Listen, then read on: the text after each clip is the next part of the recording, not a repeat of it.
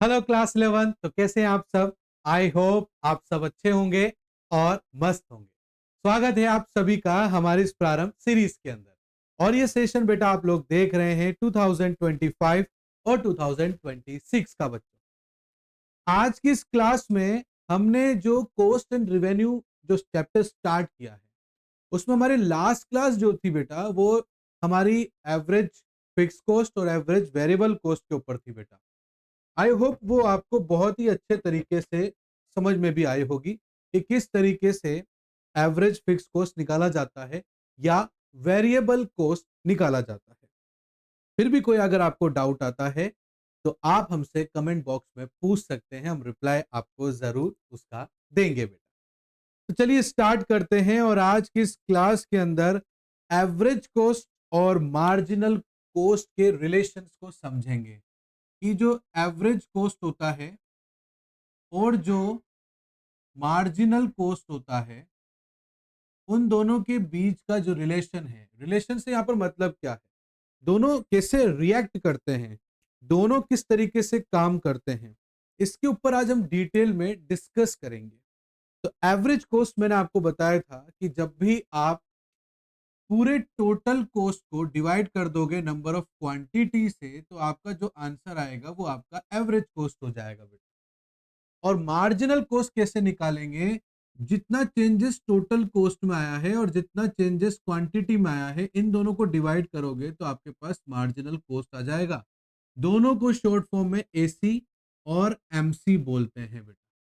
Marginal cost हमें यह बताता है कि हमारा जो टोटल कॉस्ट है वो कितने गैप से इंक्रीज हो रहा है और नंबर ऑफ क्वांटिटी पर कितना इफेक्ट हमें देखने को मिल रहा है। और वही टोटल कॉस्ट में जब हम डिवाइड करते हैं क्वांटिटी को, तो एवरेज कॉस्ट आता है, मतलब आपका पर यूनिट जो है कॉस्टिंग क्या आ रही है, इससे हमें यह पता चल जाता है।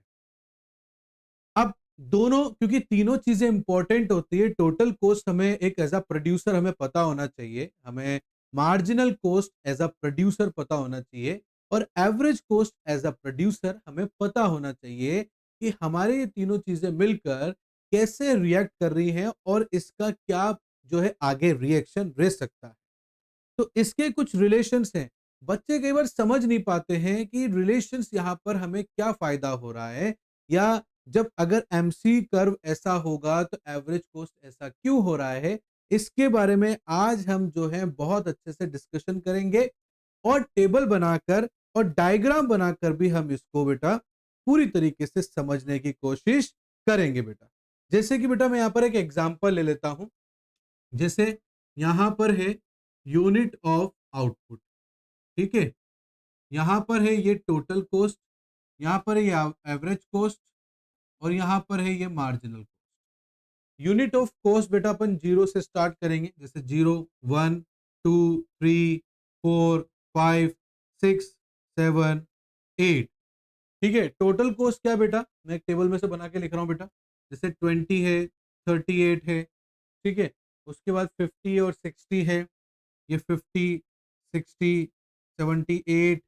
Is that clear? 72 है, सॉरी, 72 हो गया यहाँ पर।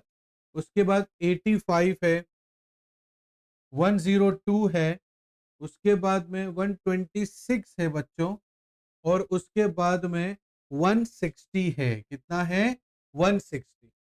अब यहाँ पर एवरेज कॉस्ट कैसे निकालेंगे? मैंने ऊपर फॉर्मूला लिख रखा है बेटा, टोटल कॉस्ट को डिवाइड कर देंगे नंबर ऑफ क्वांटिटी से, मतलब 20 को 2 से डिवाइड करेंगे तो आंसर इसका जीरो नहीं लिखना है, हमें इसको डैश ही छोड़ देना है। 38 को 1 से डिवाइड करेंगे तो 38 हो जाएगा। इसको करेंगे हम इससे तो यहाँ पर ये 25 हो जाएगा, है ना, ये 30 हो जाएगा। तो इस तरीके से इसको इससे डिवाइड करेंगे और लिखते जाएंगे, ठीक है। तो 25 और 20 हो जाएगा, सॉरी 30 नहीं होगा, 20 हो जाएगा। उसके बाद में 18 हो जाएगा, फिर 17 हो जाएगा, फिर अगेन 17 हो जाएगा। उसके बाद में 18 और 20 हो जाएगा, ये 18 और 20 हो जाएगा। मार्जिनल कॉस्ट बेटा डिफरेंस है, मैंने यहाँ पर बताया बेटा आपको। इसके ऊपर कुछ भी वैल्यू नहीं है तो अपन जीरो मानेंगे, तो यहाँ पर 20 हो जाएगा, माइनस करेंगे जीरो को, तो इसके ऊपर कुछ भी नहीं है तो भी अपन यहाँ पर जीरो मानेंगे, तो यहाँ पर डिवाइड करने पर कुछ नहीं आएगा तो अपन इसको ऐसे छोड़ देंगे। फिर ये इससे माइनस करेंगे और इसमें इसको माइनस करेंगे, 1 आएगा, डिफरेंस आएगा, डिवाइड कर देंगे, आंसर आ जाएगा। बट देखो बेटा बहुत से लोग क्या करते हैं मार्जिनल कॉस्ट में स्पेशली, बस ये यहाँ से डिफरेंस लगा के लिखते रहते हैं। अब सर डिवाइड में तो आप क्यों भी बता रहे हो, फिर वो क्यों नहीं कर रहे हैं? वो इसलिए बेटा क्योंकि सबके बीच का जो गैप आ रहा है यहाँ पर वो 1 से आ रहा है। तो जो भी डिफरेंस आएगा उसको 1 से डिवाइड करोगे तो आंसर वही तो आएगा बेटा। इसलिए लोग डायरेक्टली यहाँ से माइनस करके लिखते चले जाते हैं। बट ऐसा करने से पहले आपको यहाँ देख लेना है। यहाँ क्या देखना है? यहाँ ये देखना है कि यहाँ पर गैप जो है सब में 1 ही तो आ रहा है ना। कहीं पर 2 आ गया, 4 आ गया, फिर 5 आ गया, तो फिर क्या करोगे? इसलिए डायरेक्टली ऐसे माइनस करने से पहले देख लेना। ठीक है, एमसी कर्व लिख देते हैं बेटा। जैसे 18, 12, 10, उसके बाद में 12, 13 ये आ गया, उसके बाद में 17, 24 और 34 ये हो गया बेटा। तो ये आपकी टेबल बन गई बेटा। आ रही बात समझ में? अब टेबल में देखो यहाँ पर क्या हो रहा है, 38 और 18, मतलब एसी ज्यादा है एमसी कम है। अभी भी एसी ज्यादा है एमसी कम है, एसी ज्यादा है एमसी कम है। मतलब देखो दोनों ही डाउन हो रहे हैं, दोनों ही गिर रहे हैं, फिर एक लेवल के बाद कांस्टेंट हो रहे हैं, उसके बाद बढ़ना चालू हो रहे हैं। यहाँ पर ये क्या हो रहा है, ये गिर रहा है, फिर ये बढ़ना चालू हो जाएगा। Is that clear? ये इनके बीच का रिलेशन होता है। अब इसको समझना है तो कैसे, देखो बेटा यहाँ पर मैं एक जो है ग्राफ बना देता हूँ। ये अपना एक्स एक्सिस है, 0 है, और ये वाई एक्सिस है बेटा। Is that clear? ये आपका जो है नीचे वाला, इसको मैं आउटपुट मान लूंगा बेटा। ये अपनी जो है कॉस्ट हो जाएगी यहाँ पर। ये अपना यहाँ पर जो है बेटा ये एसी है, और ये अपना जो है यहाँ पर ये एमसी है, ये एमसी है और ये एसी है बेटा। Is that clear? आ रही है बात समझ बेटा आपको? चलो अब देखो इसको समझना कैसे। इस पॉइंट से पहले पहले क्या हो रहा है, एसी की लाइन ऊपर है, एमसी की लाइन नीचे है। किसकी लाइन नीचे है बेटा? एमसी की लाइन नीचे है और एसी की लाइन ऊपर है। तो जब जो आपको मैंने पहले बताया था, जिसकी लाइन ऊपर होगी वो ग्रेटर होगा। तो पहले फर्स्ट स्टेज में क्या है, एसी ग्रेटर देन एमसी है, और जब तक एसी ग्रेटर देन एमसी रहेगा, एसी डिक्लाइन होता रहेगा। क्या होता रहेगा बेटा? डिक्लाइन होता रहेगा। जब तक देखो यहाँ पर ध्यान से देखो, ये एसी है ऊपर की तरफ है, एमसी नीचे है, तो एसी क्या हो रहा है इस टाइम पर? डिक्लाइन हो रहा है। क्या हो रहा है बेटा? डिक्लाइन हो रहा है। आ रही बात समझ में आपको? और देखो इस पॉइंट पर क्या हो रहा है, इस पॉइंट पर हो रहा है sir AC equal to MC हो रहा है, मतलब एसी और एमसी बराबर है।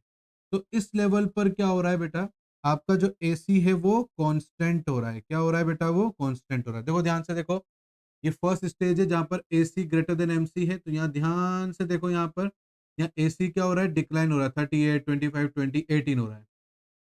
और जहां पर एसी एमसी बराबर हुआ बेटा, वहां पर देखो एसी क्या हो गया? कांस्टेंट हो गया बेटा। क्या हो गया? कांस्टेंट हो गया। और जैसे ही इस पॉइंट के ऊपर गए तो एमसी की लाइन ऊपर होगी और एसी की लाइन नीचे हो गई, मतलब एमसी अब ग्रेटर देन एसी हो चुका है। क्या हो गया बेटा? एमसी ग्रेटर देन, सॉरी हाँ, एमसी ग्रेटर देन एसी हो गया। इस सिचुएशन में एसी जो है स्टार्ट इंक्रीज या इंक्रीजिंग, बढ़ना स्टार्ट हो गया। अब इसके बाद देखो दोबारा से बेटा 17, 18, 20, मतलब इंक्रीज होना चालू हो गया। और यहाँ पर देखो ये 18, 20, 24, 34 है, मतलब अब यहाँ पर एमसी ग्रेटर हो गया और एसी स्मॉलर हो गया है। और जैसे ही एमसी यहाँ पर स्मॉलर होगा बेटा, वैसे ही एसी बढ़ना स्टार्ट, इंक्रीज होना स्टार्ट हो जाएगा। ये था आपका एसी और एमसी के बीच का रिलेशन। आई होप ये रिलेशन आपको अच्छे से समझ में आया होगा बेटा। इसके बाद में जो हमारा नेक्स्ट रहेगा बेटा, वो रिवेन्यू हम लोग नेक्स्ट क्लास में स्टार्ट करेंगे, और रिवेन्यू को भी अच्छे से समझने की कोशिश हम लोग करेंगे। आई होप मैंने यहाँ पर बहुत अच्छे से आपको समझाने की कोशिश की है, और आपको काफी अच्छे तरीके से समझ में भी आया होगा बेटा। फिर भी एज यूजुअल कोई डाउट अगर आपको रहता है तो आप कमेंट बॉक्स में हमसे पूछ सकते हो बेटा। और साथ ही साथ में प्लीज ये जरूर बताया करो प्रारंभ सीरीज आपको कैसी लग रही है बेटा। और बेटा एक चीज के लिए और मैं आपको रिक्वेस्ट करना चाहूंगा बेटा, प्लीज सब्सक्राइब और लाइक जरूर किया करो बेटा। इससे और हमारा मनोबल बढ़ता है बेटा, और भी ज्यादा हम लोग आपके लिए हार्डवर्क करने की कोशिश करेंगे बेटा। चलो मिलता हूँ नेक्स्ट क्लास में, तब तक के लिए thank you and bye bye बच्चों।